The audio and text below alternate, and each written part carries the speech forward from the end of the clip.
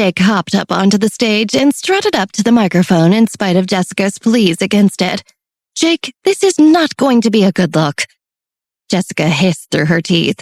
She did not want to attract any more attention to herself by shouting at Jake, but she also desperately wanted to stop her nephew from making fools of them all. "You're not a good look." Jake fired back and chuckled, proud of himself as he continued toward the mic. As he grabbed the mic, his confidence grew, thanks in no small part to the whiskeys he had downed before leaving home. Some people began to notice that he was on the stage and turned their attention in his direction to see what might happen next. Jake tapped the mic repeatedly as he took center stage. "Hello? Hello, is this thing on?" Jake said into the mic. People started to turn towards the stage. "Look at everybody. You look fabulous, especially Mark DeLillo, right? The ladies know what I'm talking about, and some men probably." Jake wiggled his eyebrows lasciviously at his own crude joke. "Anyway, can I have your attention?" "Yes, I'm talking to you." Jake rambled on. Across the lobby, Mark turned to see what was going on over on stage. His eyes focused on Jake pacing around on stage with the mic. "Jake Nevin? You've got to be kidding," he said furiously. Mark grabbed the nearest guy on his security team. "What the hell is Jake Nevin doing here? On stage with a microphone in his hand, no less? He was not invited." "I don't know, sir. He isn't on the list. There's no way he should have been allowed in." The security guard stammered. "Then how do you explain that?" Mark angrily gestured at Jake on the stage. The security guard radioed a message to the team working the front door. "We had a Jared Nevin arrive, but no Jake Nevin." A voice answered through the radio. "A guy just walked up to the front door and gave the name Jared Nevin, and none of you idiots bothered to check his ID. Is anyone at this party right now actually who they say they are?" Mark seethed. "You're all useless. Do something." "Sorry, sir," the security guard said as he hurried away. Back on the stage, Jake continued trying to work the crowd. "I am so honored to be here tonight, as I'm sure you all are too. Mark didn't ask me to speak, but I thought I'd say a few words tonight anyways. Anything for one of my best friends, Mark DeLillo." Jake hiccuped slightly before continuing. "You see, Mark and I go way back, actually. Before he was the big powerhouse we all know today, he reached out to me for support, and I was there. I was there before anyone else. You should all feel a little jealous." Jake laughed. "So of course, when I heard that the hotel was closing, I was devastated. It's always sad to see such a nice place shut down. But I'm excited to see where Mark's brilliance takes him in the real estate world. I know he'll be an even bigger star at whatever he takes on next. I mean, come on, he's Mark DeLillo. This guy cannot fail. The F word is not in his vocabulary." Jake snickered at his comment. Only a few people in the crowd chuckled awkwardly at Jake's joke. The rest of the crowd remained silent, not sure where this was all going. So cheers to Mark on all of his success and to all of his future success. Jake snapped at a waiter to hand him another glass of champagne, which he then held up to the crowd. But tonight isn't all about Mark.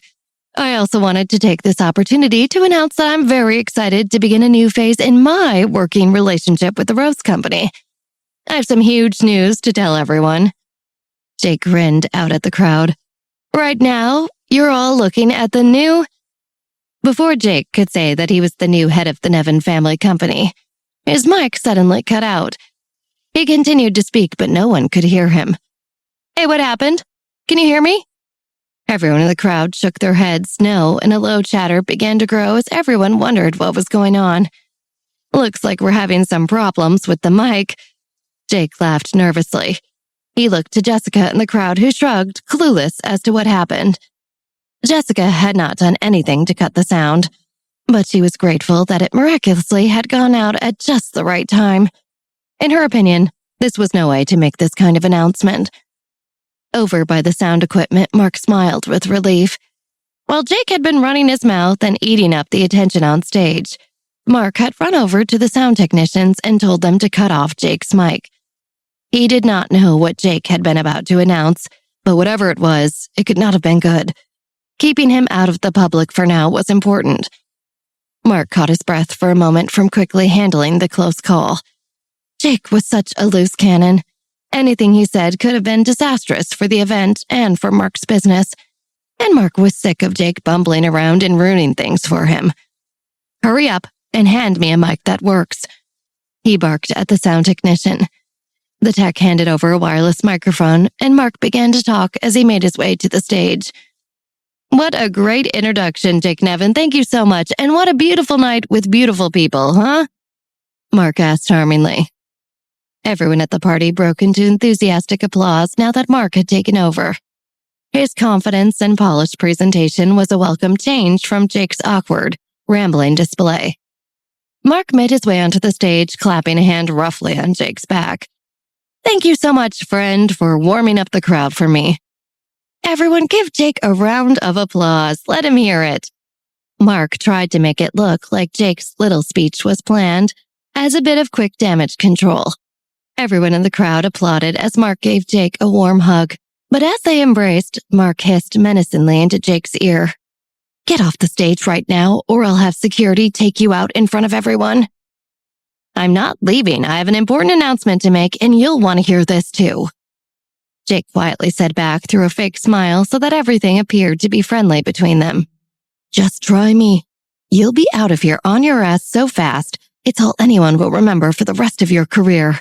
Your choice," Mark replied with a similar fake smile. He had turned off his mic so no one in the crowd could hear their exchange. He patted Jake on the back in a friendly manner. Jake thought it was over for a second and reluctantly moved off stage. He was absolutely fuming that Mark had managed to thwart him again. In the crowd, Olivia and her friends exchanged a look. They all knew it was time to set their own plan in motion. Sven nodded and hurried away, clearly on a mission. He navigated his way through the crowded party until he made it to the men's restroom. He would have just enough time to make sure no one else was inside, and then wait to get the signal when Jake was headed that way. Sven smiled to himself. It had been a while since he had been a part of one of Olivia's plans, and it was always a good time for him.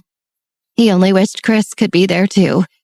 He opened the door to the men's restroom and looked around at the guys standing around in there. "You all have 5 minutes to clear out." Back on the stage, Mark accepted a glass of champagne a waiter had brought him for his toast. "Thank you. Now I ask you to all raise a glass with me to the Rose Hotel and to my next exciting venture," Mark said smoothly as he lifted his glass to the crowd. Everyone in the crowd raised their glasses to toast. But just then a voice cut through the crowd. It was Brett Cooper.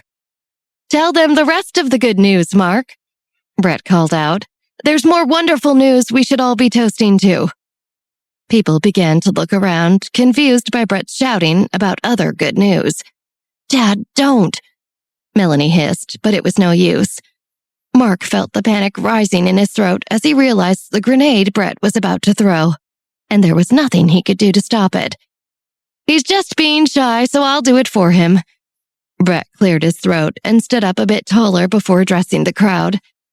"I'm thrilled to announce that Mark DeLillo and my youngest daughter, Melanie Cooper, are engaged to be wed." The crowd gasped in shock as Mark watched helplessly from the stage, his glass of champagne still in the air as his hand began to shake with anger. Brett had just dropped the bomb about Mark and Melanie's engagement. The entire party was buzzing with murmurs and chatter, electrified by this news. Brett smiled proudly, looking into the hundreds of faces around him with a newfound bravado. Olivia looked at Morgana in shock. She could barely get a word out. She was so confused. Morgana spoke first. "Wait, what? Mark DeLillo and Melanie Cooper?" Olivia shook her head in disbelief. "I literally cannot believe it. Something fishy is going on." Violet echoed Morgana and Olivia's sentiments. "It doesn't make sense. And why did Brett announce it from within the crowd?" Olivia was starting to regain clarity. "Exactly, there is no way Mark is marrying Melanie out of his own accord. Mark never does anything out of the goodness of his heart," Olivia thought to herself. On stage, Mark stood frozen. He stared out into the crowd filled with people who were exchanging glances between him and Melanie. His instinct was to completely deny Brett's announcement, but he knew he couldn't, lest Brett drop the even more scandalous news about Melanie's pregnancy.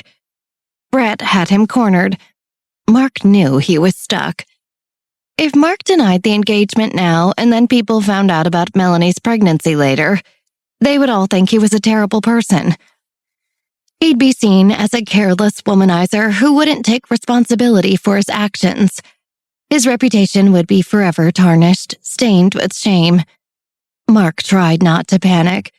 He looked down at his feet and suddenly remembered his plan. That was right. He did have a plan, and he was going to make sure it worked.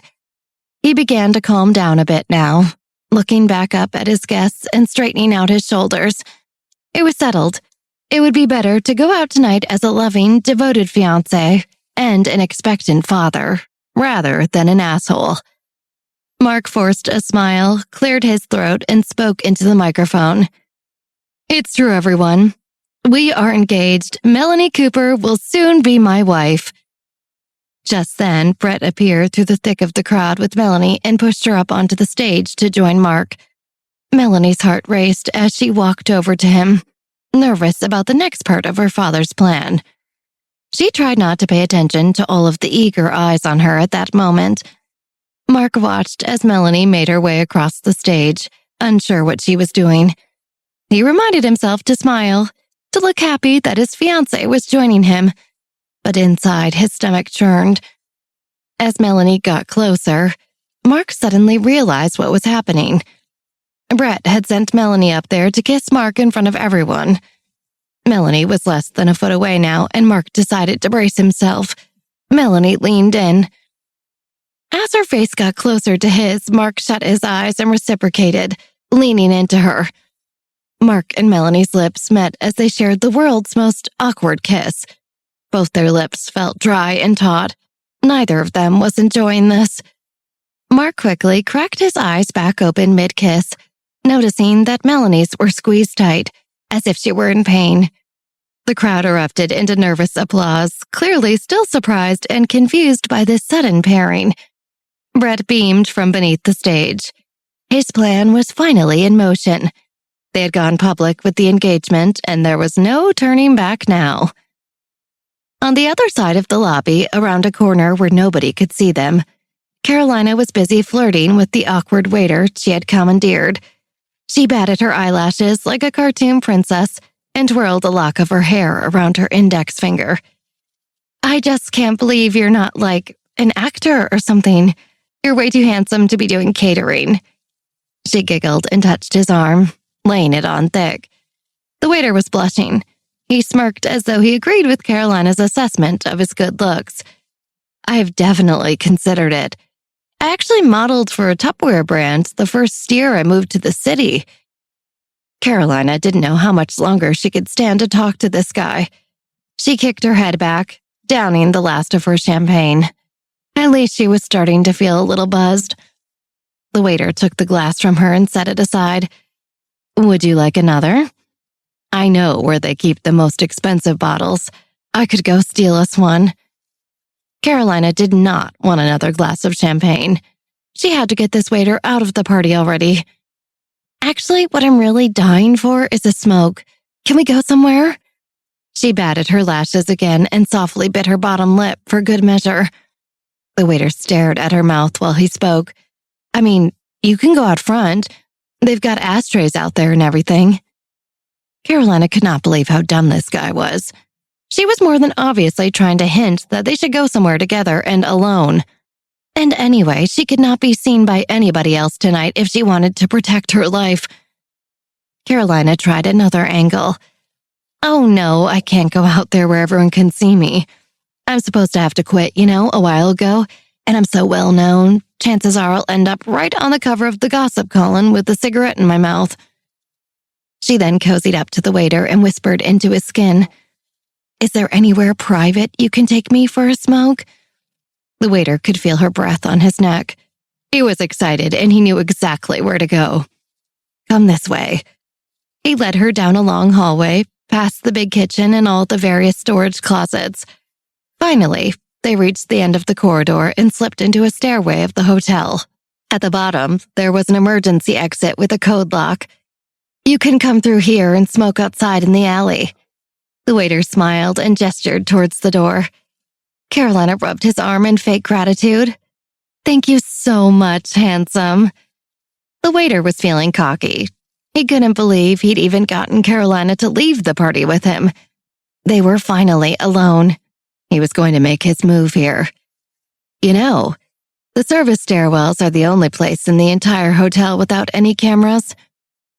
Carolina realized what he was insinuating and started to get nervous. She decided to play dumb. Oh, really? I didn't know that. Well, how about you open the door for us? She glanced sideways. The waiter didn't listen, and instead took a step closer to Carolina. He placed a hand on her hip. Carolina felt her body sting where his hand touched her. She hated the feel of it, but she just giggled sheepishly and tried to move his hand away from her. Just as she tried, the waiter grabbed her with his other hand and pulled her towards him. Carolina was starting to panic a little bit then. She didn't think he'd be this bold, or that he was as strong as he was. Can you please open that door? I'm starting to feel a little lightheaded. I think I need some air. It was like the words went right through him. He smirked. I feel that too. It must be our insane chemistry. His smile looked stupid, like he'd never been alone with a girl before. Carolina knew what type of guy he was. She couldn't just ask him to stop. She had to coax him into it. She tried to play along with him. I think it would be nice to smoke together and get to know each other a little better. Then we can have some real fun. The waiter looked slightly defeated, but he agreed. Fine, but you have to give me a kiss first. Carolina tried not to show how grossed out she was. She knew that she needed to get this door open, or Beatrix would kill her, or Madeline, or both of them. If kissing this waiter was her way out, then she had to do it.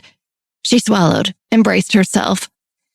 Very slowly and reluctantly, Carolina leaned in and pressed her lips against the waiter's. She counted to 3 and then tried to pull away. The waiter grabbed the back of her head, keeping their lips locked and forcing his tongue into her mouth as he pressed his body against hers. Carolina was horrified. She almost bit his tongue off, but she held herself back. After what felt like forever for Carolina, the waiter finally let go of her. You're an amazing kisser, he huffed, looking impressed. Carolina forced out another soft laugh, even though every cell in her body felt like it was on fire with rage. The waiter finally turned and entered the code into the keypad, unlocking the door.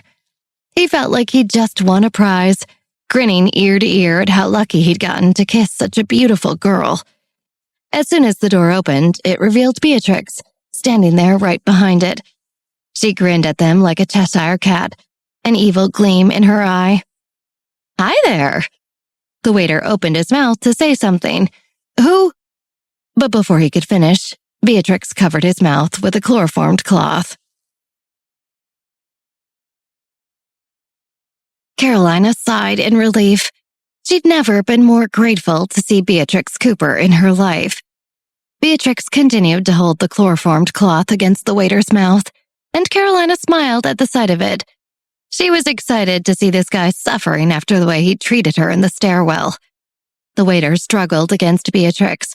He tried to escape her grip by pushing against her, but was getting lightheaded and began to lose his footing. Beatrix reacted quickly, turning his body and getting behind him. At this angle, she had an easier time keeping him still and stuck. His movements started to slow down as the effects of chloroform took hold. Before the waiter fully passed out, Carolina decided to take her opportunity for her own form of revenge. This might hurt. A lot. She kicked the waiter right where it mattered, square in the crotch. Thanks for being a pig, Carolina spat. The waiter moaned out in pain before his eyes started to fully shut. Carolina didn't feel an ounce of guilt. Beatrix smirked at Carolina. Wow, you must have had some fun before I got here. Carolina rolled her eyes and crossed her arms. He wishes. He did hold me back and force his slimy tongue down my throat, though. Even though at this point, Beatrix didn't really care about Carolina's well-being, she could definitely empathize with her situation. Not all men knew how to behave. In fact, in Beatrix's experience, most of them didn't.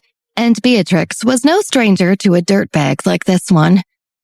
Beatrix scrunched her nose. Gross. I hate when they're aggressive and ugly. Just then, the waiter's body went limp. He had finally passed out. Beatrix and Carolina looked at each other, relief washing over both of their faces. Carolina helped Beatrix lower his body so that he was laid fully flat on the ground. Then they both quickly stripped him of his uniform so that Beatrix could change into it. Perfect fit. Beatrix held up his button-down in front of her, satisfied. And the thread count actually feels high. Not bad for the Rose Hotel. Carolina shrugged and looked around to make sure nobody else was coming. She then pointed to a big dumpster. You can go hide back there to change. Beatrix laughed. What? So you can run away while I'm not looking? There's no way I'm leaving you alone quite yet.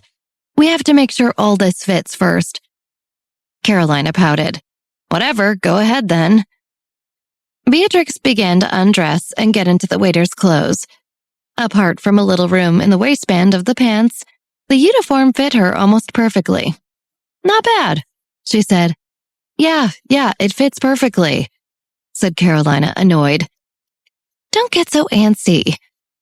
Beatrix smoothed down her shirt as she tucked it into the pants. She then let her hair down so that it mostly covered her face. This'll work. Carolina let out a deep sigh. Great, can I be done now? I would like to leave this godforsaken city once and for all. Beatrix rolled her eyes at Carolina's dramatic declaration. You did the absolute bare minimum to help anyone tonight, and you're still annoyed about it? You really are something, Carolina. Carolina was tapping her foot at this point. Well? Beatrix threw her hands up. Yeah, fine, you can go. Beatrix was ready to move forward with her plan anyway. She needed to get inside and find Melanie as soon as possible.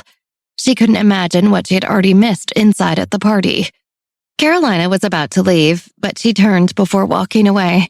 She looked back at the waiter's passed-out body and pursed her lips in thought.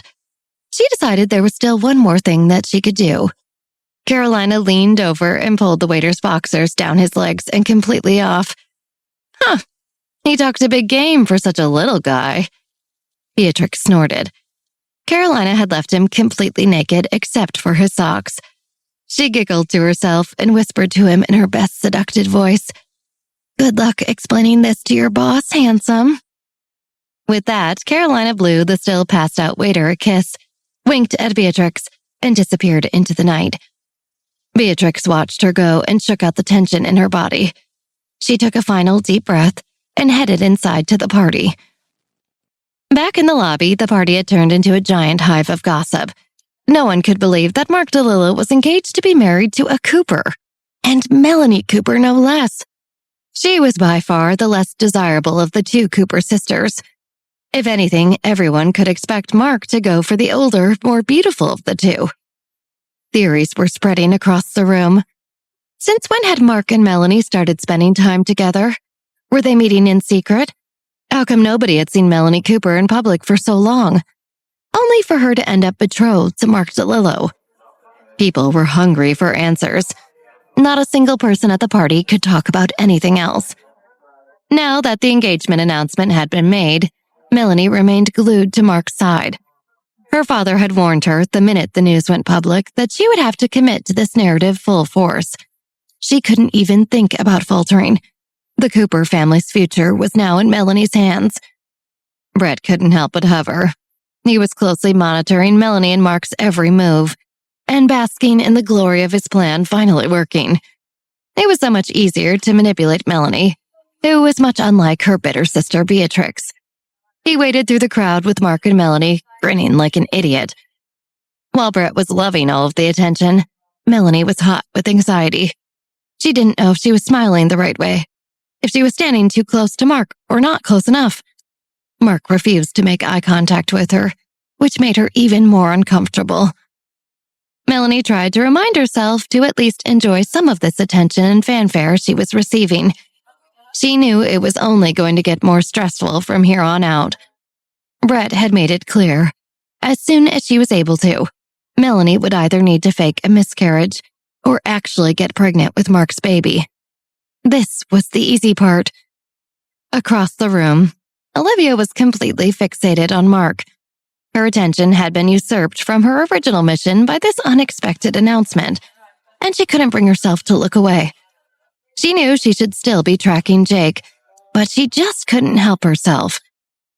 Melanie looks off, Olivia thought.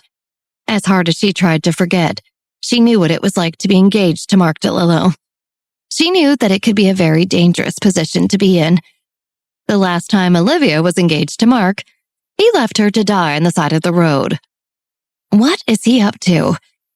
Olivia's eyes were glued to the two of them. She felt like if she watched long enough, maybe she could figure out what was really going on. She was waiting to see the look on Mark's face. Just then, Mark turned in Olivia's direction. Olivia noticed something off about Mark. He was smiling, but there was something very dark and nefarious about his expression. It was unsettling, like he was about to do something awful. God, I really wish I could read his mind right now. Suddenly, Olivia felt Morgana tugging at her elbow. Olivia, look! Jake's heading towards the bathroom. It's go time! Morgana whisper-yelled. Olivia nodded, but didn't move her gaze from Mark and Melanie. Violet set her half-drank glass of champagne down on a nearby table and slipped her phone into her purse. I'm ready. Sven is already in the bathroom. He said he'd lay low until we make it over. Morgana double-checked her own purse for the bugs. They were still there, every last one. Everything was set. Morgana turned to Olivia again. Let's go. Morgana and Violet started to turn, but Olivia stopped them, grabbing Morgana's arm. Wait. Her eyes were still glued to Mark, watching him speak. Mark is saying something to Brett and Melanie. He looks suspicious. Violet and Morgana exchanged a glance. They were both antsy to get on with the plan at hand. Before either of them could say anything, Olivia continued. Now he's escorting Melanie away alone, and it looks like they're headed towards the elevators. Olivia's heart rate began to rise. She knew this couldn't be good. It looked like Brett was confused himself, and Mark still had that devious look on his face. Olivia also caught another glance at Melanie, who seemed nervous as she was led away by Mark. Olivia suddenly felt an odd kinship with Melanie Cooper. She knew she was in a position to protect another woman from Mark DeLillo, and she couldn't ignore that. Whatever Mark was up to, even Melanie didn't deserve it. Morgana's gonna kill me. Olivia knew she shouldn't, but she couldn't help herself. Before losing sight of Mark, Olivia made a snap decision. First, she slowed down her breathing. Then she focused as intensely as she could, mustering up as much energy as she had. She could feel her head working twice as hard as it normally did. Finally, Olivia did it. She used her mind-reading powers to listen in to Mark's thoughts. What she heard made her gasp out loud. Olivia felt her heart racing in her chest as her vision went blurry. Her mind was reeling from the shock of hearing Mark's thoughts. She involuntarily brought her hand to her mouth, and she felt the room start to spin a bit. She couldn't tell if this physical reaction to hearing Mark's thoughts were because she was still weak from her recovery, or because of the content of what she had heard. Olivia remembered what it was like to be engaged to Mark. He could be so charming. She had actually believed that he loved her for years. Then seemingly out of nowhere, he had betrayed her in the most horrific way possible. Olivia knew Mark better than most people, and she knew what he was capable of. But even with her former experience of him, hearing what Mark had planned for Melanie just now made all of the sickening shock come flooding right back. It was as if she were reliving her own death all over again. Olivia's heart raced faster now, and she could hear the blood rushing in her ears. She tried to breathe slowly and focus on a fixed spot in front of her, but she was having difficulty seeing anything, and began to feel like there was suddenly not enough oxygen in the room no matter how deeply she breathed. Olivia stumbled backwards as she lost her footing. Her complexion looked ghostly white as the blood drained from her face. Olivia? Are you all right? Morgana began to ask, but before she could finish, Olivia suddenly collapsed. Morgana lunged forward and caught her just in the nick of time. Violet, something's wrong with Olivia. she called out. Violet whirled around and hurried to help Morgana ease Olivia into a nearby chair. Miss Johnson, look at me. Keep your eyes open and focus on my face. What happened? Violet's eyes were wide with fear for Olivia. Suddenly, a flash of recognition appeared on Morgana's face. Olivia, you didn't. Did you? Morgana asked desperately. She wanted to scream for help, but she knew that would ruin everything. Olivia could not afford to be seen like this, or it would put her in even more danger. Olivia heard Morgana's question and knew she was really asking whether she had used her powers. I'm sorry, but it was an emergency. I had to, she answered weakly. Violet looked from Olivia to Morgana confused. She knew that Olivia and Morgana had some information that she was not privy to, but there was no time for secrets at that moment. What is happening? How can we help you? We're about to miss Jake Nevin. He was just headed for the bathroom. Sven is already in place. Morgana quickly got a glass of water for Olivia and dug into her pockets for more healthy snacks. Here, eat these, she urged Olivia. I don't want more almonds, Olivia protested. Olivia could still feel her heart pounding in her ears, making her friends' voices sound as if they were a million miles away. A cold sweat beaded on her brow and the back of her neck. Not almonds. Apple slices with peanut butter. It's a classic for a reason. Come on. Morgana coaxed as she opened the individually sealed cup of peanut butter and dunked an apple slice into it. You had that in your pockets? Violet asked, surprised. They're custom pockets. Morgana answered shortly before turning back to Olivia. No arguing. If you don't eat, I'll throw you over my shoulder and drag you out of this party right now. You know what my brother said. I'm not risking your life. Neither am I, Violet agreed. Olivia looked at Morgana and Violet's stony faces and reluctantly accepted the peanut butter and apples. She bit into it with a satisfying crunch. The sweet juice from the apple and the saltiness of the peanut butter actually tasted delicious, and she instantly felt more alert. There you go, Morgana encouraged. Olivia swallowed and drank some water. Her breathing began to steady, and she no longer felt as if the room were spinning. I'm sorry, but we'll have to put a pause on the Jake plan. It's okay, you need your rest. We all understand, Morgana said, but Olivia interrupted. No, it's not that. I'm fine. Olivia stood up straight. We have to go after Mark DeLillo instead. Melanie's in danger, and if we don't stop him, he's going to do something really, really horrible. This is what we have to do now. Violet nodded. I'll text Sven to update him on the plan. Jake's on hold. Mark is in. Thank you, Violet, Olivia said. I wouldn't do this if it wasn't extremely important. We know, Violet and Morgana said together. Olivia took a deep breath. The color had already returned to her face. I'm feeling much better. Are you sure those apples and peanut butter weren't magic? Olivia joked. If you start to feel off again, tell me right away, got it? Morgana said sternly. Okay, I will. We need to get upstairs now, Olivia urged. The three of them rushed towards the elevator bank, and Olivia began frantically pressing the button. What's going on? What's upstairs? Violet asked. Her voice was filled with apprehension. Something very, very bad, Olivia answered gravely. She could not yet bring herself to repeat what she heard Mark thinking, and she didn't have a plausible excuse for Violet as to how she knew about Mark's plan at all. She'd have to think of something, but there was no time to think.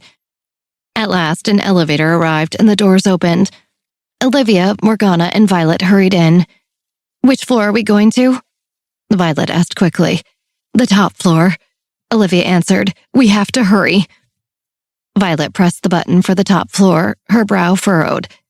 She did not know how Olivia already knew which floor Mark and Melanie were on with such clarity, but she had no choice but to shrug and chalk it up to a very good guess. After all, Mark's suite was on the top floor, so it was a reasonable guess. At the same time, Beatrix was making full use of her newly acquired waiter disguise. She made her way around the floor of the party and looked like any other inconspicuous server as she held a tray of hors d'oeuvres and let her hair hang so that it covered her face. She tried not to walk too fast so as not to draw unwanted attention. but her eyes darted around from face to face as she frantically searched for Melanie. This was a well-attended party, and Melanie could be anywhere. Beatrix figured that their father would have instructed Melanie to stay glued to Mark DeLillo, but she saw no sign of him either, which terrified Beatrix all the more. At last, she spotted her father, and her heart jumped with hope. But Melanie was still nowhere to be found. Beatrix looked at her father's smug face as he bragged about Melanie and Mark's engagement to random guests. Beatrix felt her blood boil. She realized they must have already publicly announced that Melanie was to marry Mark. Beatrix could imagine how much more arrogant her father had grown in the mere moments since the announcement was made. Beatrix dug her nails into her palm. Now Brett had put Melanie in more danger than ever. It took everything in Beatrix to keep from confronting her father right then and there for all of the harm he had caused his daughters, purely out of selfishness. But Beatrix reminded herself that it would only get her kicked out of the party the second she revealed her true identity. She tore her gaze away from her father and continued searching. Beatrix could feel the time ticking away like sand through her fingers as she circulated around the room with no success. She began to suspect that Melanie might not be in the lobby at all, and neither, it seemed, was Mark DeLillo. The terrible worry in her gut began to grow rapidly, but before she could fully panic, she spotted something that caught her attention. Beatrix's eyes locked onto Olivia Johnson standing with her freak friend and office assistant in the elevator on the other side of the lobby. Beatrix only had time to catch a glimpse of Olivia before the elevator doors closed. Beatrix's heart stopped. Melanie was nowhere to be seen, and Olivia was mysteriously leaving the party for another section of the hotel. Suddenly, the events of Georgina Crawford's birthday flashed in Beatrix's mind. How Olivia had kidnapped Melanie, putting her in danger. Beatrix wanted to scream with fury. Everything seemed just out of her reach these days. "Are these meatballs beef?" a clueless party guest asked Beatrix right at that moment. Without a word, Beatrix forced the tray of hors d'oeuvres onto the guest and swiftly made her way to the elevator. No matter what, she wouldn't let Olivia hurt her sister again. Beatrix darted toward the elevator as fast as she could and pressed the button to summon the next one. Come on," she muttered under her breath as she waited. She had so much adrenaline surging through her that she would have tried to climb up the elevator shaft if she could. It felt like a lifetime had gone by when the elevator finally arrived and opened its doors. Beatrix rushed inside and went to press the button, but quickly realized that she had no idea which floor Olivia and her friends had gone to. "Damn it," she cursed. Beatrix paused for a moment, trying to think. She suddenly had an idea and peeked out to look at the dial for the elevator Olivia had used. She watched as the arrow gradually moved to the right, towards the top floor. Meanwhile, Jake Nevin slumped in a chair at one of the party's many bars, drinking a Sazerac, a cocktail he chose only because it sounded impressive. He took another sip and fumed while Jessica and Georgina sat next to him, trying to keep him calm. "Maybe you should make your announcement again," Georgina gently suggested.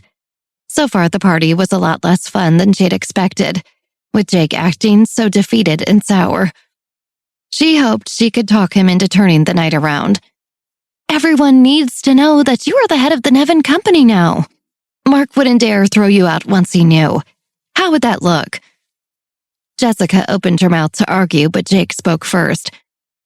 "Mark already embarrassed me in front of everyone," Jake growled, not looking up from his drink. He barely heard a word Georgina had said as his furious thoughts drowned out everything around him. He made a huge mistake. He has no idea who he's really dealing with. Jake stewed over the way Mark cut him off in the middle of his announcement and threatened him to leave the stage. "Mark thinks he has all the power and no one can say anything back. Somebody needs to teach him a lesson." Jake took another big sip of his drink and set it down dramatically. "I'm going to give Mark a piece of my mind," Jake announced to Georgina and Jessica. He wobbled slightly as he stood up from the bar stool, clearly drunk. "I don't think that's a good idea, Jake." Jessica tried to protest, but Jake waved his hand at her dismissively. "Whose side are you on? I don't need you." I'm the head of this family now. Jake slurred as he stumbled back in the crowd to find Mark. Meanwhile, on the top floor of the hotel, Mark led Melanie down the hall to his private suite. I just thought it would be nice for us to get away from all the noise for a bit, you know? Especially now that everyone knows about the engagement. Everyone will be hounding us for details. Mark mused as they walked. And in your condition, you should really not be exposed to that much stress. Are you sure you want to leave? It's the middle of your big party, Melanie said doubtfully. She also felt guilty, seeing how kind Mark was being to her now, but she tried to push it down. It's fine, I come up here to get away and relax all the time, Mark insisted. They finally arrived at his suite, and he looked both ways to check that there were no witnesses lurking before he shut the door, and subtly locked it behind them. He turned to Melanie and smiled. Please, have a seat wherever you'd like. I'm okay, thanks. I don't want anyone to start wondering where you've gone if you're away too long. I'm really not tired, I promise, Melanie said. Then let's just take advantage of being alone for a bit and get to know each other. Mark smiled. Since you're not drinking, can I get you some distilled water?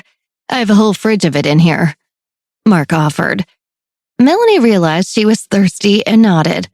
Mark walked over to the fridge and pulled out a bottle of champagne along with the water. We can celebrate tonight with champagne for me, water for you, Miss Mom-to-be. Mark laughed. He brought the bottles over and sat close to her on the couch in the hopes he could get Melanie to warm up to him. Melanie was pleasantly surprised by how much Mark was taking care of her. It was very sweet. They laughed together as Mark popped the champagne. Melanie was of course flattered by Mark's attention and smiled back. For the first time since she had agreed to go along with her father's plan, she started to believe that maybe it was a good idea after all. So Melanie, let's start with the basics. What music do you like to listen to? Mark asked, his charm turned up to 100. Oh gosh, I don't know. I guess I like pop music, Melanie answered. It felt nice to have someone asking about herself for a change. Mark looked like he just thought of something. You know what? I just need to get something in the other room. Go ahead and think about who some of your favorite artists might be so you can tell me when I get back. I want to hear all about it, he said apologetically. Oh, okay. Melanie nodded and tried to think of some answers she thought Mark might like to hear. Mark walked into the other room and pulled out the baggie of cyanide he had secured earlier. He carefully turned it over and dumped the dangerous powder into a small mirrored tray, then smiled deviously to himself. Back in the elevator, Olivia, Violet, and Morgana finally reached the top floor. They rushed out with Olivia leading the way. She looked left and right, trying to decide which direction to go. She tried to channel her gut instincts and picked a direction. After hurrying in that direction for a minute, Olivia spotted a door that stood out. It was larger and more grand-looking than any of the others, and Olivia knew they had found it. Mark's style certainly hasn't changed in this life, she grumbled inwardly to herself. Olivia ran to the door and grabbed the handle. She tried to open it, but the door did not budge. It's locked, she groaned. Her mind raced as she imagined what might be going on just on the other side. Let me, Morgana said as she raised a fist to pound on the door, but Olivia held her back. No, we don't want to get their attention, Olivia quickly warned in a low voice. If Mark knows that we're out here, he'll just speed up his plan. Violet furrowed her brow deep in thought. She had encountered plenty of locked doors in her career, but they were short on tools at that moment. Does anyone have a hairpin? She asked urgently. I do, Morgana said and pulled one from her hair. She handed it to Violet and her eyes widened in awe. You can really unlock doors with those things? That's not just in the movies? If you know what you're doing, yes, Violet answered as she concentrated on picking the lock. Inside Mark's suite, Mark walked back into the sitting room where Melanie waited, this time carrying the tray of cyanide. So, who's your favorite artist? If they're at the party tonight, I'll introduce you. Mark smiled warmly as he sat down next to Melanie. I think I have to say... Wait, what is that? Melanie asked when she spotted the tray of powder in Mark's hands. She could feel Mark leaning closer to her, and it was distracting. She looked into his eyes, then glanced back at the powdery substance, when suddenly she felt a familiar, overpowering sensation as her pupils began to dilate. Mark, is that? Cyanol? That's right. I heard a rumor that you like to party. Mark smirked. No, I don't want any. And what about the, baby? Melanie said in a daze and shook her head, but she involuntarily leaped forward. Her eyes were locked onto the powder, not even blinking. It was as if she was hypnotized by it. Inside, Melanie felt terrified. She was face to face with the thing that nearly killed her once, and it would surely finish the job if she messed with it again. She desperately wanted to leave the room and get as far away from the drug as possible. But her body still remembered the feel of the cyanol hitting her that first time. It was unlike anything she had ever experienced. It was known as the most addictive drug on the planet for a reason. Mark pulled out his wallet and picked out a platinum credit card, which he used to cut the powder into thin lines on the mirrored tray. He held it closer to Melanie's face. He could tell it was working when he saw tears form in the corners of Melanie's eyes. She was practically salivating for it. I can't.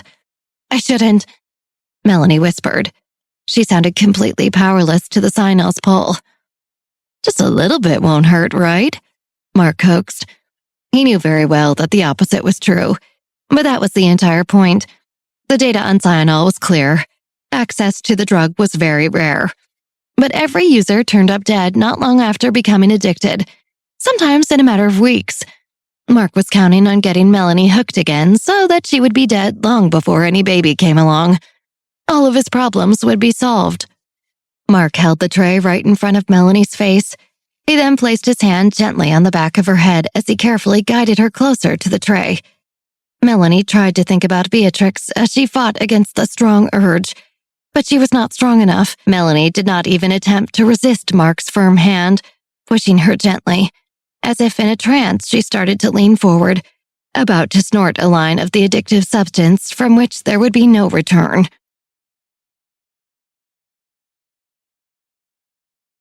Suddenly, the hotel room door burst open, revealing Olivia, Violet, and Morgana.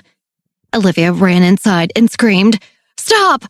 so loudly that it startled her friends. Mark looked genuinely shocked to see her, the tray faltering slightly in the palm of his hand. In that same moment, Violet, with the expert precision and speed that had first landed her in the assassin world, pulled out her tiny gold pistol and shot the tray from Mark's hand. The tray landed on the floor with a loud clatter, the cyanol powder sliding off and spreading out all over the hard wood. Mark was stunned and extremely pissed off. "You bitch!" he spat with vitriol. He had been so close to getting rid of Melanie forever, ensuring his freedom from his forced engagement. Almost immediately, Melanie jumped off the couch and threw herself onto the floor, driven purely by instinct. Melanie looked like a wild animal now, as she scrambled to try to lick the powder from where it was scattered. Olivia, Violet, and Morgana all quickly lunged forward to grab Melanie, pulling her away from the cyanol before her mouth could reach it. Melanie was rabid. She barely noticed that there were 3 different pairs of hands all over her body. Her only focus was on getting to the powder, even if she could only get the tiniest bit. It was like her mind had no control over her own body, which desperately wanted to feel that high once again. Melanie thrashed around violently, trying to push the 3 girls away from her. "Get off of me!" she shouted. Melanie was so desperate for the drug she felt like she was no longer human, but she still wasn't strong enough to fight Olivia and her friends off. All 3 of them held on strong, not wavering even though Melanie had started scratching them. After what happened at Georgina Crawford's birthday party, Olivia felt she had to save her. It was partly her fault that she ever became addicted to cyanol. Although Olivia had no idea that was part of Beatrix's plan, she still felt guilty about it. She couldn't let Melanie fall back into addiction and the subsequent withdrawals. She would never forgive herself. Olivia, Morgana, and Violet were distracted by Melanie just long enough that they didn't notice when Mark jumped up and made a run for the door. Violet, noticing before the other two, tried to shoot in his direction, but he was too fast. Damn it, Violet whispered to herself. She hated missing a target, and it happened so seldom, it was always a shock to her. Violet jumped to her feet, about to chase after Mark, when Morgana let out a loud shriek of pain. Ow! Morgana screamed. Melanie bit me! She pulled back and grabbed a spot on her forearm that Melanie had sunk her teeth into. Melanie didn't seem to notice or care. She was still in a trance-like state, only concerned with the wasted cyanol. Olivia was suddenly the only person holding on to Melanie now, who wasn't easing up at all. If she bites me, I'll lose my grip, Olivia thought. She needed help. Violet, let Mark go. We still need your help. Saving Melanie is more important right now. Olivia pleaded with Violet, who had flames in her eyes. Violet took a deep breath and ripped her gaze away from the door where Mark had just escaped. She dropped back down to the floor to help Olivia pull Melanie back and hold her still. Morgana was rubbing her arm, avoiding looking at Melanie, who she was suddenly finding it hard to feel sympathy towards. Olivia tried to get her attention. Morgana, please help. Mark ran down the hallway at record speed. He knew that there was an emergency stairwell in the back corner of this floor. All he had to do was run up them, and he could make it to the roof and escape the party unnoticed. Just as Mark DeLillo passed the elevators, one of the doors opened up and a drunken Jake Nevins stumbled out. But Mark was too determined to make it to the stairwell before Violet could catch up to him to even notice Jake. In his inebriated state, it took Jake a moment to process Mark rushing through the hall. Hey, Mr. Mark DeLillo, where are you going? Jake finally shouted, tripping over his words. By the time he'd finished his sentence, Mark had already slipped into the stairwell and disappeared. Jake grunted, not ready to give up on his own mission. He began to stumble run towards the stairwell in pursuit of Mark, pausing at the door to the stairs as he tried to figure out how to open it. Just after Jake vanished into the stairwell, the other elevator door opened yet again. This time Beatrix marched out. Her eyes darted around the halls with panic. She paused momentarily in the hallway, trying to figure out which direction to go. Suddenly, the sound of a scream rippled through the hallway. Beatrix's heart sank and her eyes narrowed. She recognized the sound right away. She would recognize it anywhere. That scream belonged to Melanie. Beatrix rushed towards the sound of her sister's agony, pulling out her gun and cocking it as she ran down the hall. She was ready to kill whoever was hurting her sister without hesitation. As soon as she saw the half-open door to Mark DeLillo's private suite, she barreled towards it and burst inside. The first thing Beatrix saw was Melanie being restrained by Olivia, Violet, and Morgana, and her blood boiled. She knew Olivia was up to no good. Freeze! Don't even think about moving. Olivia and Morgana complied, but Violet, trained to react calmly in high-intensity situations, pulled out her gun in under a millisecond and pointed it directly at Beatrix. Olivia then interjected. Don't shoot, please, Beatrix. Let go of Melanie right now, and maybe I won't kill you right this second. This time, Olivia shouted, trying to get Beatrix to understand. We're trying to keep her away from the cyanol. She tightened her grip on Melanie's shoulders and motioned with her head down at the floor, where the powder was scattered. Beatrix followed Olivia's gaze and spotted the drug. Her face softened from anger into horror when she saw it. Beatrix felt her eyes well up with tears as she looked over at her sister, who hadn't even noticed that Beatrix was in the room yet. Beatrix rushed over and dropped to her knees right in front of Melanie, trying to get her attention. Hey, Mel. Melanie, it's me. It's your sister. She cooed, searching Melanie's eyes for signs of understanding. But Melanie was manic. Her eyes were glued to the floor and she was shaking. Let go! Let go! Let go! Beatrix felt her heart break and looked to Olivia. Has she had any? Olivia shook her head.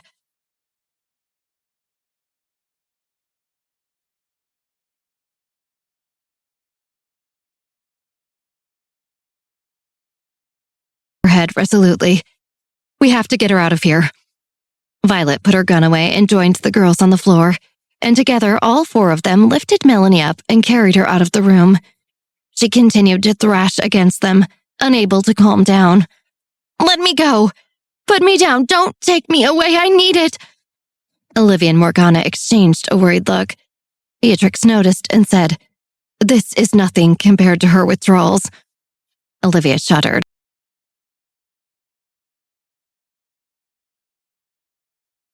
"It'd be worse than this," she thought to herself, feeling even guiltier now. The girls were able to get Melanie into an elevator and put her down once the doors finally closed. Melanie, exhausting herself, finally started to calm down and regain control over her mind. She suddenly seemed to realize that her sister was there and burst into tears. Beatrix opened her arms and Melanie fell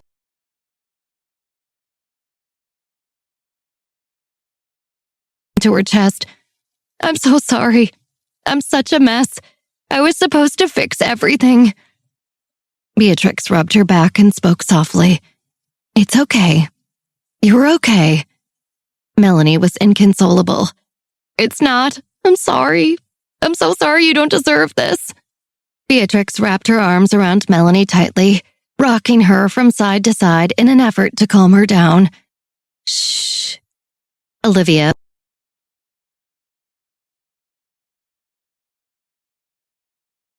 quietly, not sure what to say. "What happened?" Beatrix asked Olivia, her guard still up. Olivia was exhausted. Now that they had a moment of calm, she remembered that Mark was gone, and she had forgotten all about Jake Nevin. This night had gotten completely away from her, but at least she had been able to save another woman from the wrath of Mark DeLillo. Olivia sighed and began to explain everything to Beatrix. Well, Brett announced to everyone that Mark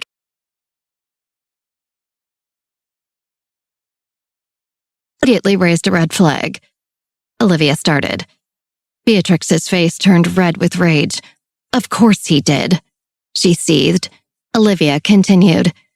"Then I saw Mark say something to your father, and then Mark escorted Melanie away to the elevators, just the two of them. I felt like something was off, so we followed them." Morgana could sense that Olivia was wavering and her energy was low, so she interjected to help finish the story. "Once we made it upstairs, we walked in on Mark about to give Melanie Cyanol. So Violet shot at him and he ran away."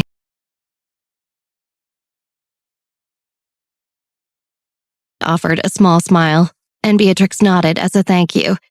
But her thoughts were racing. Beatrix could feel her blood pressure rising and her eyes went wild. "Where is he now?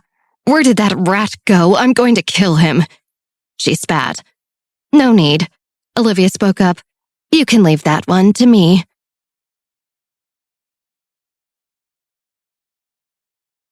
Up on the roof of the Rose Hotel, Mark was out of breath. He was doubled over, panting, resting his hands on his knees while he tried to regain his composure. He had just run up 4 flights of stairs to make it to the top of the building.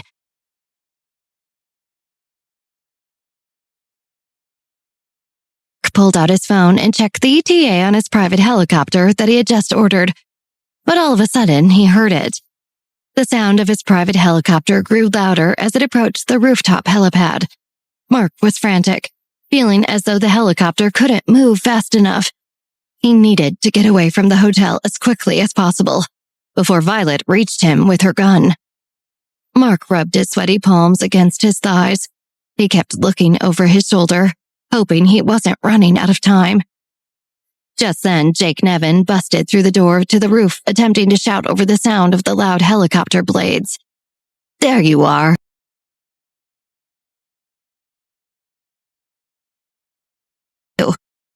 But Mark couldn't hear him over the noise and didn't bother to look back. Jake couldn't believe Mark was ignoring him.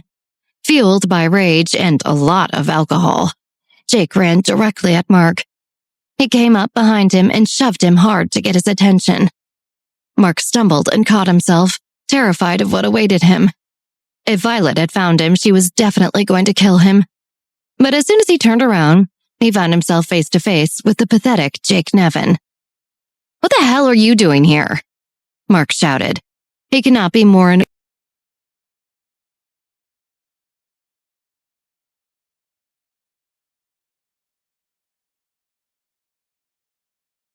Don't you dare talk to me like that, Mark DeLillo. I'm just as important as you are, okay?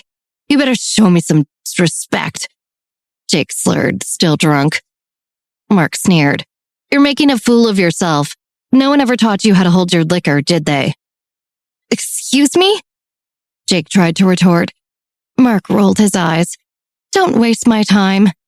He started to turn his attention back to the helicopter. Hold on, I got something to say to you. Jake puffed up his chest and announced proudly, I am now officially the head of the Nevin Company. He smirked, satisfied with his delivery. Mark was quiet. Jake crossed his arms, waiting for Mark to react. But still nothing. Jake cleared his throat. Do you understand what that means? Mark looked bored. I don't care. I wouldn't care if you were the President of the United States. You're just an idiot sycophant who I wouldn't regard any higher than literal dog shit. The sound of the helicopter pilot talking through the built-in speakers cut through the noise. Sir, are you ready for takeoff? Mark turned to get into the helicopter, but before he could reach the door, Jake lunged at him, slinging to Mark's back like a monkey. Mark tried to get him off, but Jake started to take swings. Before he could react, Jake jumped down, faced Mark head-on, and swung, punching Mark directly in the eye. Mark shouted out in pain, quickly holding a hand over his eye. He was properly pissed off now. You're dead, Nevin, Mark shouted and took a swing back at Jake. Suddenly, the boys were in a full-on brawl. Jake, despite being so inebriated, kept up a good fight. They both fell to the ground, taking turns tumbling on their backs and gaining control. As they aggressively wrestled with each other, trying to draw blood, they were inadvertently moving closer and closer to the roof's edge.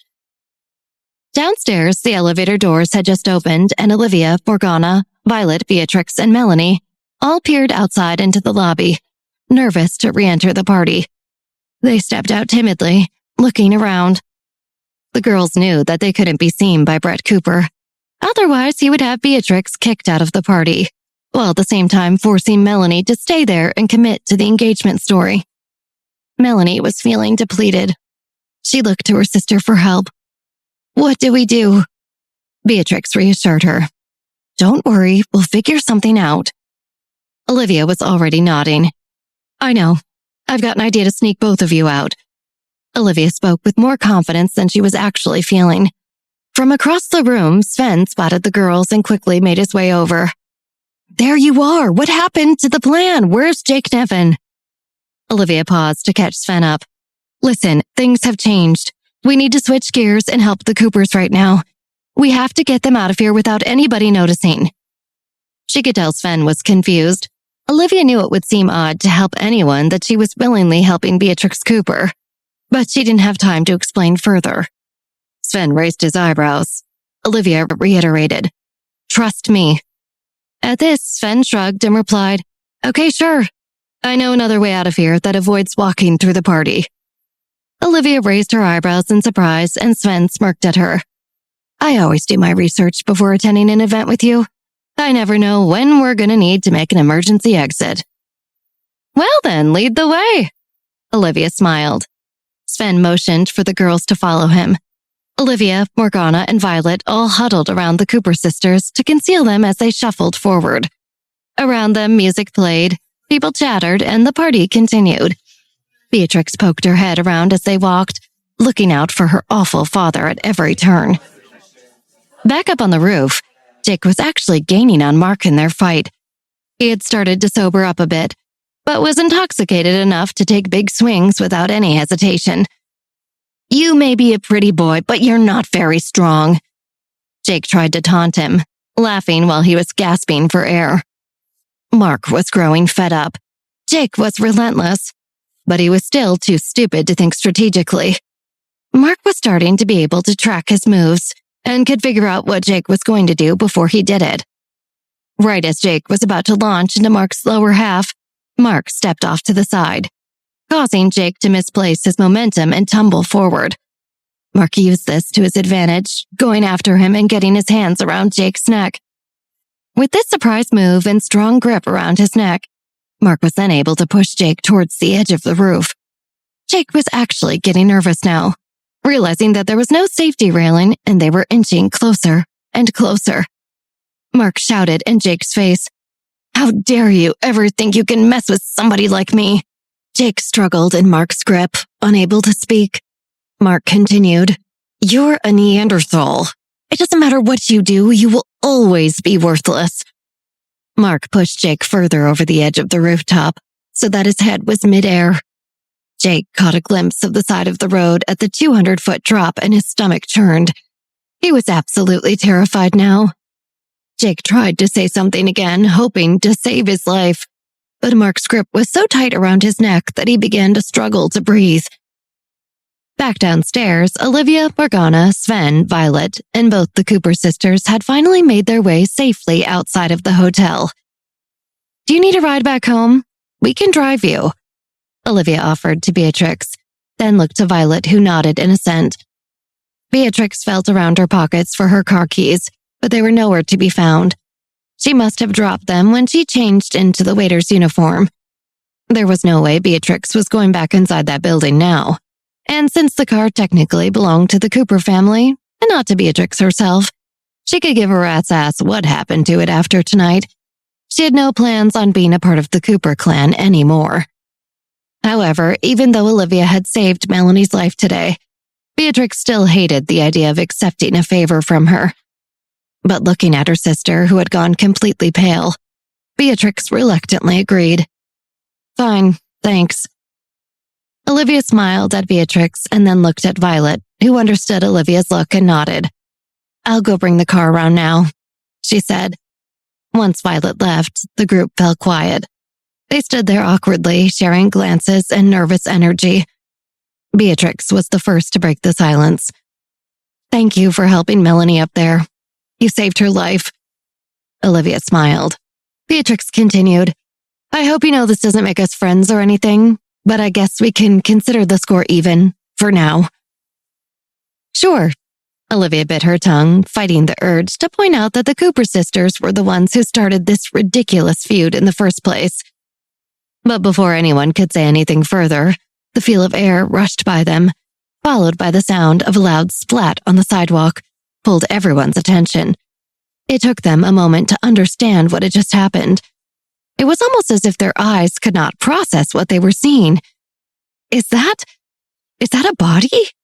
Olivia thought to herself. Suddenly, a woman on the street nearby screamed, horrified. Beatrix quickly covered Melanie's eyes, trying to save her fragile sister from any more trauma. Sven jumped in front of Olivia as if to protect her. Morgana quickly reached for her bugs in defense. Once the initial panic died down, the group got a good look at the twisted and mangled body laid out on the sidewalk in front of them, and realized they recognized who it was. "Oh my God," Olivia exclaimed. "It's Jake Nevin." Nobody could piece together any coherent sentences. They were all in shock. They stood in stunned silence for a moment before Sven finally spoke up. "Well, at least that takes care of our plan," he joked. Olivia couldn't help but crack a smile at Sven's incredibly dark humor. "I guess this does solve the problem for Jared," Olivia realized. "I'm just sorry Morgana didn't get to use her bugs." Olivia looked over at Morgana and thought she noticed a little bit of a pout on her lips. Suddenly, the sound of a helicopter taking off from the roof of the hotel filled their ears. All of them looked up, squinting and trying to figure out who it was. Olivia stared up into the sky, watching the helicopter fly further and further away. She knew exactly who it was. Mark DeLillo. Olivia made a promise to herself right then and there as she watched the helicopter disappear into the night sky. "Whatever you're doing, Mark, I will find you, and when I do, I won't let you get away again." After the Rose Hotel party, Sven had offered to take Olivia and Morgana straight to the park company offices so that Olivia could tell Jared the news about his brother. Violet, meanwhile, drove Beatrix and Melanie back to the Cooper mansion as fast as the laws of the road allowed. When they finally arrived, Beatrix and Melanie hurried out of the car. Beatrix paused briefly and looked back into the car at Violet. "Thank you," she said. Violet nodded, and Beatrix shut the car door before they hurried up the front steps of the house. Violet drove away as soon as she saw them safely walk through the door. "You need to pack a bag. Fast," Beatrix said to Melanie as soon as they were inside. "Can you do that?" Melanie nodded. They were about to rush upstairs when they suddenly heard their mother's voice. "Melanie? Is that you?" Erica called out. Moments later, she walked into the room, her face flooded with relief to see them, especially to see Beatrix as well. "Beatrix, thank goodness you're okay. What's going on? Were you at the Rose Hotel closing party too?" Erica looked around then, noticing one specific absence from their group. "Where's your father?" Erica questioned. She deeply regretted her husband's plan to force Melanie into a marriage with Mark DeLillo to secure the Cooper family finances, and she feared something terrible must have happened since the girls seemingly returned without bread. "We're leaving, once and for all, and there's nothing you can do to stop us," Beatrix said gravely. She waited for her mother to plead and beg in hysterics, but instead Erica said nothing. "I understand," Erica sighed. "I won't try to stop you. You've been through enough. I can't defend any of it, not anymore. You deserve to go if that's what might help you forgive me someday for my part in all of this." Beatrix was stunned into silence by her mother's reaction. After a moment, she remembered they were in a hurry to leave, and she snapped out of it. I have to make a quick call," Beatrix mumbled, still not sure of what to say to her mother. "I'll help Melanie pack then," Erica offered. "Do whatever you want," Beatrix said harshly. She was surprised by her mother's apology, but she still did not trust her. Beatrix moved into another room and took out her phone.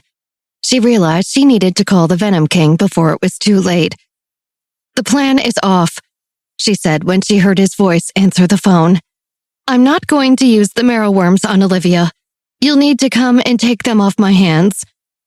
Beatrix held her breath as she waited for the Venom King's reaction. After a brief silence, the Venom King spoke. "My babies still need to feed," he said calmly. But somehow his tranquil voice made the hair on the back of Beatrix's neck stand on end. "If they can't feed on Olivia Johnson, then perhaps I will have to have them devour you instead." Beatrix's eyes widened with shock, but she maintained her composure over the phone. The Venom King could be very frightening, but Beatrix had worked for more terrifying men than him. She knew how to deal with someone of his caliber. What the Venom King really wanted was to take care of his worms. Beatrix knew what she had to do. She quietly took a breath and countered. "I actually have an idea of who might make the perfect feed for your babies." Before Beatrix could finish speaking, she heard the front door of the house slam. The sound of her father's voice boomed through the house just a moment later. "Where is she? Where is that wretched daughter of mine? You want to ruin us. You want to destroy the Cooper family for a second time?" Beatrix knew they did not have much time, and leaving would be harder with their father there. She raced back to Melanie's room where Erica helped her pack to leave. "Mom, you have to stall him," Beatrix urged. "If he catches us before we're ready, we'll never get out of here." "Okay, I'll do my best." Erica dutifully nodded, then ran out of the room. "Brad, you're home. What's the matter? Why are you shouting?" Erica called out as she rushed downstairs to greet her husband. "Our useless daughter Beatrix has ruined everything," Brett yelled, his voice filled with rage. "I'll kill her for what she did to our family. She has no idea what she has done. It was bad enough that she did not want to take on this task herself. But to sabotage the plan her sister agreed to. We were finally about to bring the Cooper family back to our former glory. She's diabolical. I never want to see her again." Meanwhile, in her room, Beatrix grabbed a go bag from under her bed that she had prepared some time ago, with all of the emergency essentials. She quickly rifled through it and checked that everything they needed was still there. Real passports, fake passports, money, emergency food and water, and Melanie's medications were all there. There was only one thing left to do. Beatrix went to her closet and located an ominous-looking metal box that rocked back and forth on its own.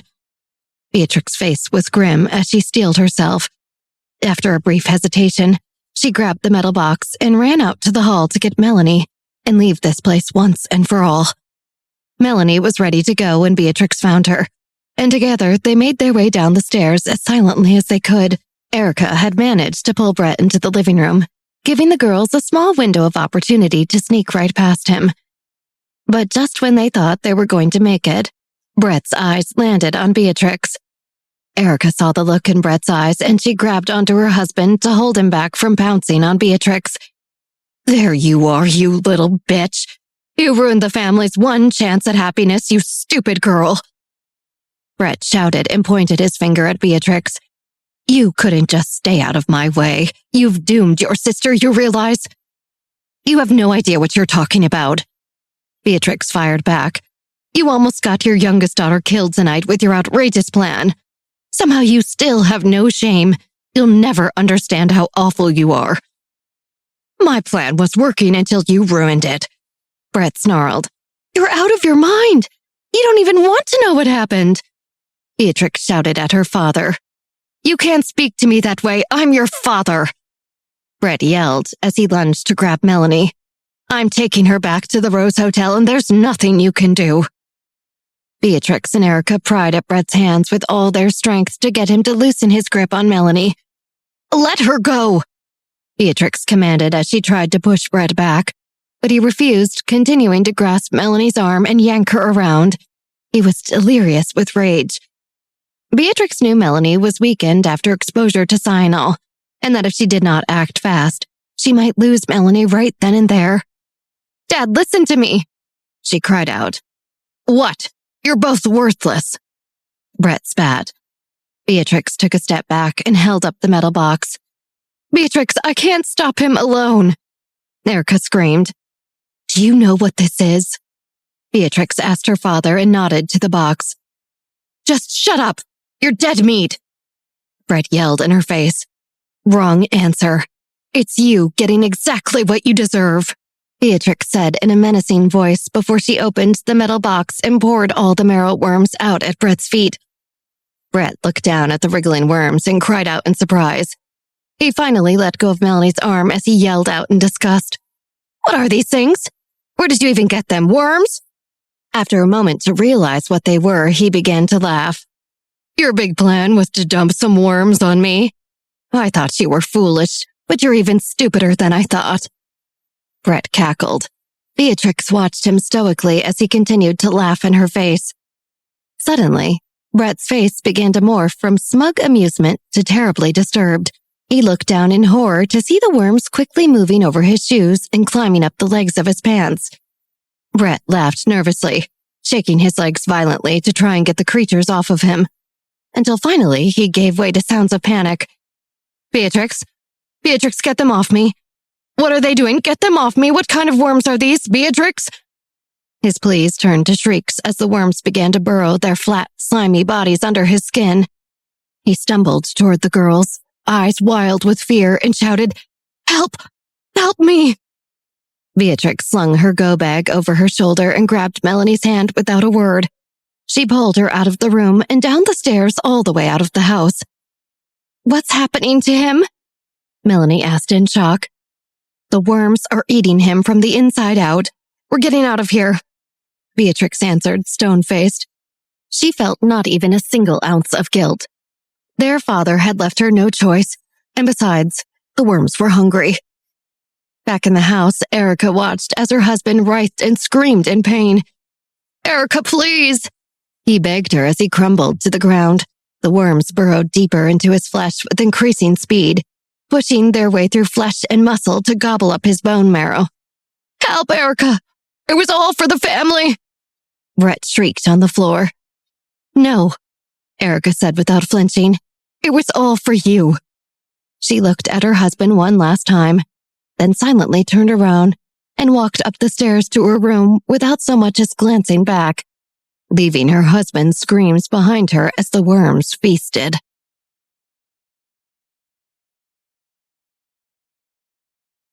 Weeks had passed and things had finally begun to calm down in New York City. After such a tumultuous month of secrets, tensions, and murders, everyone had had a chance to relax and recover.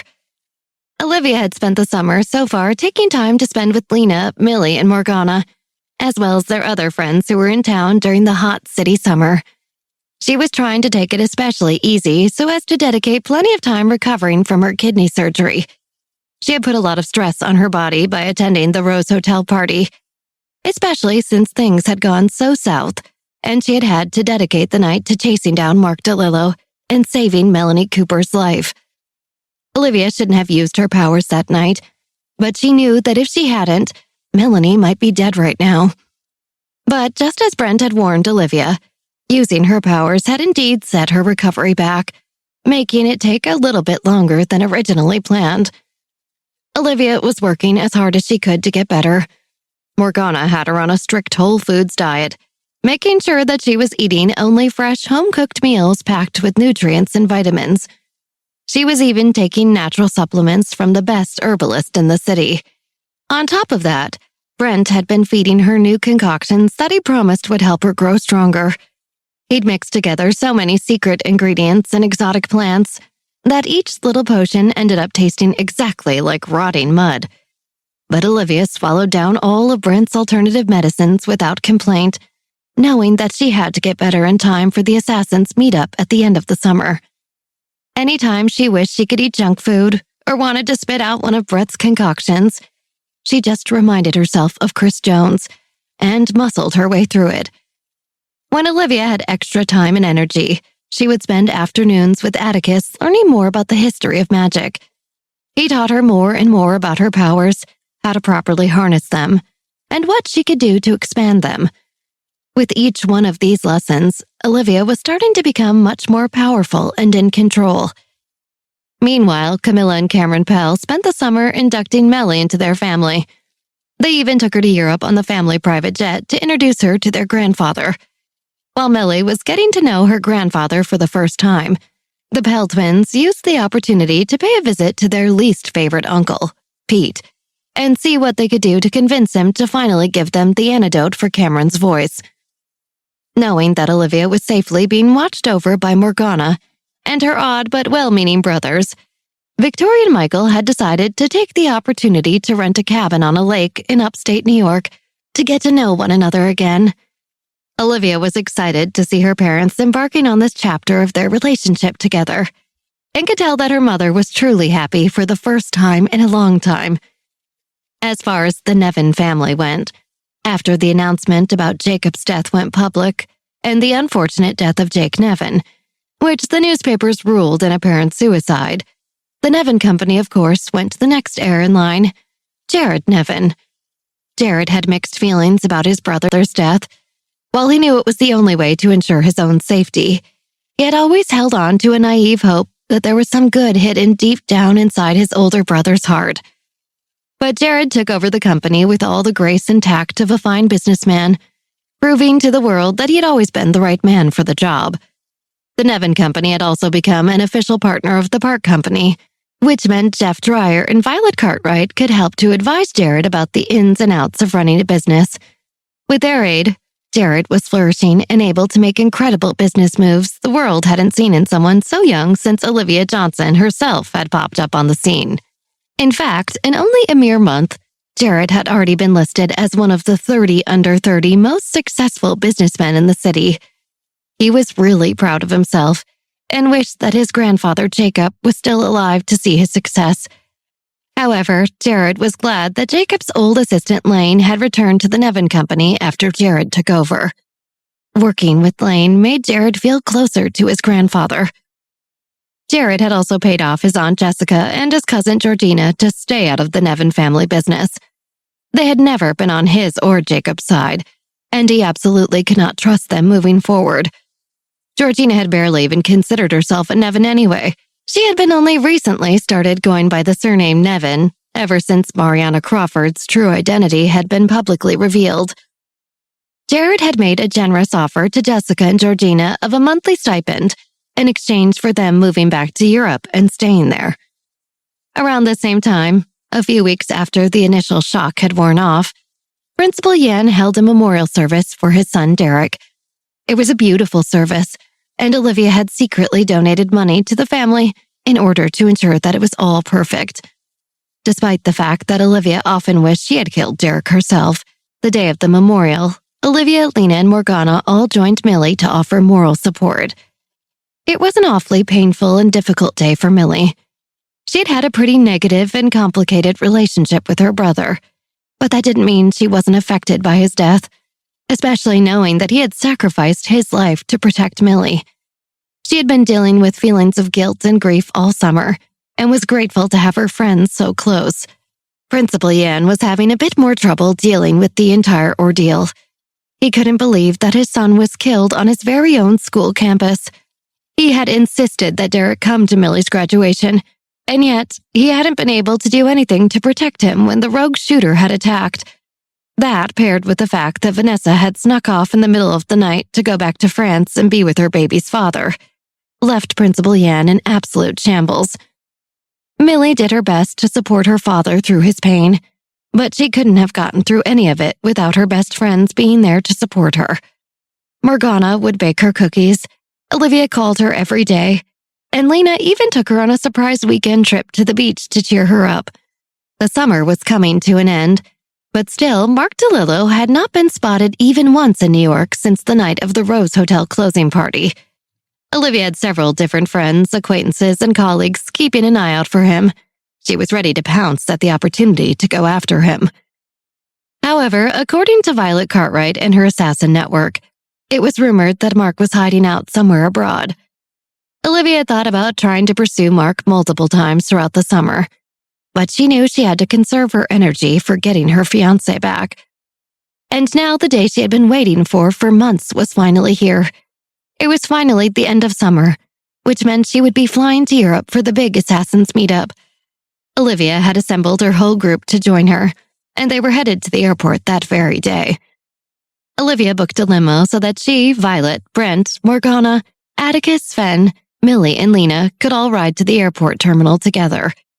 They were all prepped and ready to go to the Assassin Conference, except, of course, for Millie and Lena, who thought they were just heading to Europe for a fun holiday where they meet up with the Pell twins as well as Francis, and Sam Feinstein, who had begun their grand adventure starting in Portugal. "I am so excited," Lena shrieked, already ready with all of her bags, standing by the front door of Olivia's apartment where she had asked them all to meet. Olivia smiled at Lena, then shouted over her shoulder to the rest of the group, "Let's go, guys, we don't want to be late." Brent, Atticus, and Morgana were coordinating their plane seats, while Violet was sending out final emails to Jeff Dreyer, updating him on what would need to be done in her and Olivia's absence. Millie was also planning to meet Scarlett Crawford while she was in Europe. Ever since it had been revealed that Millie was actually Mariana Crawford, Scarlett had been reaching out to her via email and cordially invited her to stay a weekend at the Crawford Manor. Although Scarlett seemed lovely in their brief interactions, Millie was still nervous to accept the invite after the treatment she had received from Carolina.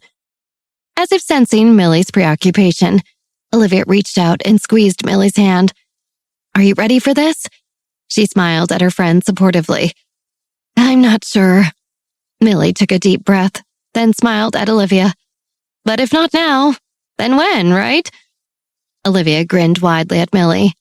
It was amazing to see her friend, who had once been so shy and meek, growing into such a brave and poised young woman. Olivia almost had to fight back tears for her own happiness. Just then, Olivia's phone chimed with the text letting her know that the limo had arrived. "Now come on, people, the car is here," Olivia shouted. Everyone headed out the door and piled into the limo, giddy about their travel plans and being all together. A few minutes into the drive, Lena asked Olivia, "Are you going to try and see Chris while you're there?" Millie chimed in, "Yeah, isn't he still doing business out there? I'm sure he would make time away from work to see you." The rest of the car shifted awkwardly.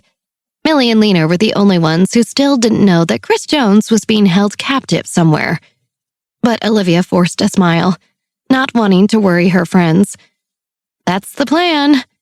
Olivia worked to keep her voice steady. "I really hope I get to see him." Olivia turned to look out the window to hide the tears welling in her eyes. "I really, really do," she thought. The entire flight to Europe, Olivia clung to the hope that she would soon be reunited with Chris. Olivia usually maintained an impenetrable poker face that always made her seem cool and collected, no matter what shocking drama was going on. But by the time the group landed in Oslo, Norway, she was a complete ball of nerves.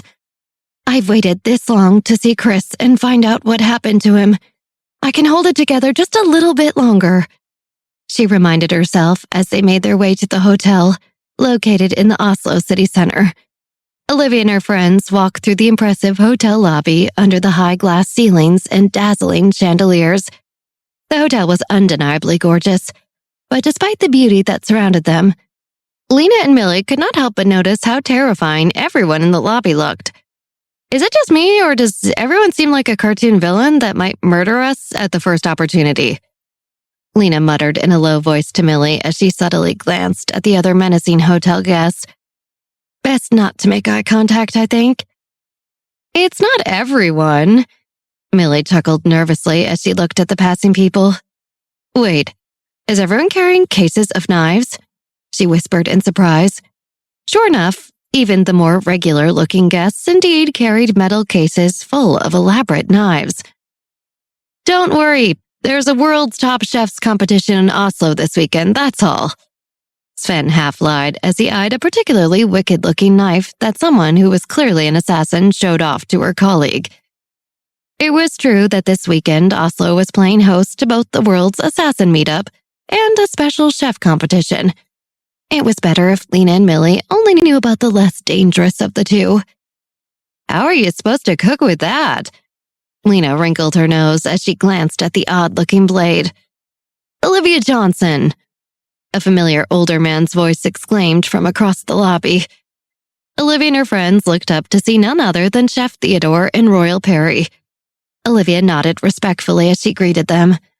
It's so nice to see some familiar faces so far from home, Olivia smiled. Her heart skipped a beat at the sight of Chef Theodore in particular. He had always had a fond spot for Olivia, and not just because he was Chris's great uncle. It's a pleasure to see you as well, Royal Perry grinned. Thank you for coming all this way just for our little chef's conference, Chef Theodore added. Royal is here to admire some of his own handiwork, he explained, gesturing at the knives all around the lobby. Olivia knew that she could not reveal their true reason for visiting Oslo and had to play along in the moment. I wouldn't miss it for the world. I hope you don't mind, I brought a few friends along. Nonsense, the more the merrier. Chef Theodore nodded warmly and eyed the luggage that they all carried. I see you've just arrived. Please go and get settled in. Here is the room where I will be staying, Chef Theodore said as he handed Olivia a card with a room number written on it. When you have some time, I hope you might come visit me later. Then added in a low voice, if you can come alone, there's some business I would like to discuss with you. Olivia searched Chef Theodore's sharp eyes for any hint that he might know something about Chris's whereabouts, but she could not be sure. I will be sure to stop by, thank you. Olivia nodded. Just then, a shriek rang out in the lobby. Everyone's attention immediately snapped to the source, and dozens of hands instinctively reached for their concealed guns. Olivia's eyes widened and her heart stopped for a moment as she realized the shriek came from Millie. Before Olivia could make a move, she saw Millie run across the lobby with a wide smile on her face straight into the arms of Cameron Pell. Every highly trained assassin in the room instantly relaxed and returned to their conversations as soon as they saw it was just a young woman running to what must be her boyfriend. Olivia felt a surge of happiness at the sight of Millie and Cameron. For a brief moment, Olivia allowed herself to faintly hope for a similar reunion between herself and Chris soon, but the hope also quickly brought on a pang of fear that it would not come to pass. Olivia squashed it down as quickly as she could. Millie held on to Cameron and buried her face into his shoulder. Hi, beautiful. Millie pulled away to look at Cameron's face in shock. She had heard it clear as day. That voice, smooth as silk, matching exactly the one you would imagine coming from the boy standing in front of her. And yet Millie couldn't believe it. Did you just speak? She asked, staring up at Cameron, completely stunned. I did, Cameron answered out loud through his proud grin. Then he signed with his hands. I can keep signing if you prefer. Millie's eyes filled with tears and she covered her mouth with her hands. I can't believe it. Your voice. How? She cried. Camilla and I got the antidote. I'll tell you the whole story later, he answered. I didn't mean to make you cry. I'm just so happy for you. Millie beamed as she blinked back the tears and threw her arms around Cameron's neck again. We can still sign when we have private things to discuss, she whispered into his ear. Good idea, Cameron whispered back. Cameron grabbed Millie's hand and laced his fingers through hers, guiding her back over towards Olivia and the group. When did you get in? Olivia asked. We just got here a few hours ago, Camilla said as they approached. We already checked out our rooms. Pretty nice place, huh?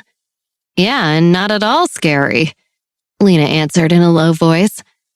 How are you both doing? Sven asked the Pell twins. He had heard rumors from his black market connections that the Pell twins had been very active this summer, and he was interested in knowing exactly what they had been up to. Camilla and Cameron exchanged a meaningful smirk before Camilla answered, I'm fine, but Cameron here's been starving himself, waiting for Millie to get here so he could have lunch with her. Olivia got the sense that there was something the Pells weren't sharing, but she did not press them for answers. I can take you and Lena to my favorite cafe in Oslo as soon as you're ready if you'd like, Cameron signed to Millie. Then he laughed. Sorry, old habit, Cameron said out loud. I like it, Millie signed back. This is just how it's going to be now. Camilla sighed as she looked from Millie to Cameron, her genuine smile undermining her tone of annoyance. Olivia, do you want to come to lunch? Millie asked. I think I'd like to go up to the room and relax for a bit. You guys go ahead, though, Olivia assured them. And by relax, I mean discuss with Camilla whatever that look between her and Cameron was about. Olivia thought to herself. Anybody else? Lena offered, turning to the group. She secretly hoped that neither of Morgana's brothers would say yes. She knew they meant well, but there was something about them that just freaked her out. Everyone mumbled similar excuses. Suit yourselves, Lena shrugged, before she, Millie, and Cameron turned and left the lobby. As soon as they were out of earshot, Violet turned to the group. I'm going to find all of the Pluto members that have already arrived and make sure they know that Olivia is here. She needs to be their top priority at the moment. I'll check in with you all later. Violet nodded and set off. After dropping their bags off in their respective rooms, Sven, Morgana, Atticus, Brent, and Camilla quickly convened in Olivia's grand suite to discuss their plans. Okay, what have you found out? Sven asked Camilla as soon as the door was closed. We don't know much, unfortunately, but we did find out Chris Jones is definitely here, and he's definitely going to make an appearance, Camilla answered. Her gaze landed on Olivia. Olivia's heart raced upon hearing Camilla's news about Chris. So it's really happening then. I can't believe I'm finally going to see him, she thought. There's something else, Camilla added uneasily as she looked at Olivia. Cameron and I did some major digging with some of the shadiest people in Europe to find out everything we could about Chris's whereabouts. You don't even want to know what it took. I kind of do want to know. Sven raised his eyebrows curiously. It costs quite a bit to find out any information from anyone in those circles. Well, lucky for us, we had something all of those circles wanted a piece of. Our dear old Uncle Pete. Camilla smirked. So, is Pete Pell dead? Morgana asked.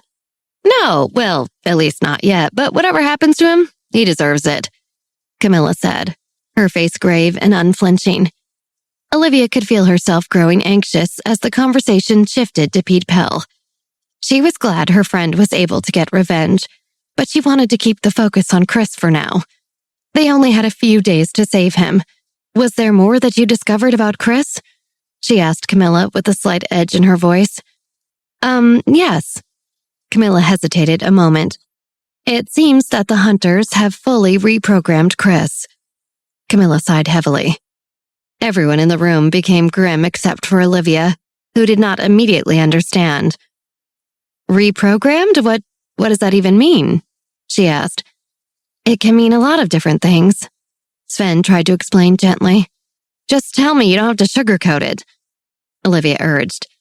Most likely in this case, I would guess they've spent the last few months torturing and brainwashing him so that he has no memory of his former life. It would make him completely devoted to the hunters. Sven shook his head angrily at the thought. Olivia felt her head spin. No memory of his former life?